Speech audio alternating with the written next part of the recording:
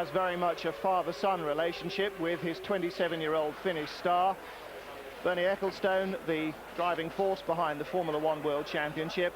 And three of the drivers' safety delegates, Michael Schumacher, Gerhard, Berger and Damon Hill, along with Raimund Brunsereiter, the FIA's official safety delegate and the starter for the Formula One Grand Prix, and one of the Goodyear technicians taking a ride out around the circuit. Clearly worries very high that not just Hakkinen's car had been had a tyre damaged by possibly debris out on the circuit, but two other drivers suffered similar problems very early on in the session as well.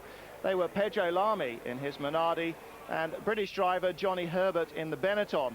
Herbert later crashed during qualifying in an unrelated incident, but the drivers clearly trying to spot areas around the circuit which may potentially have led to the problems.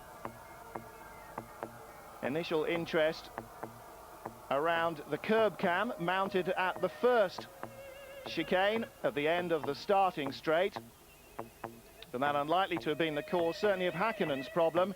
His accident was too far round the circuit.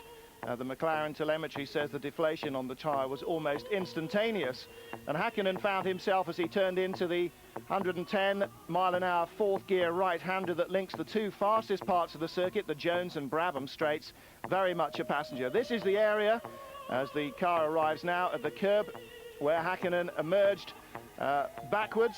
The very low curb now been lowered since last season due to drivers' requests.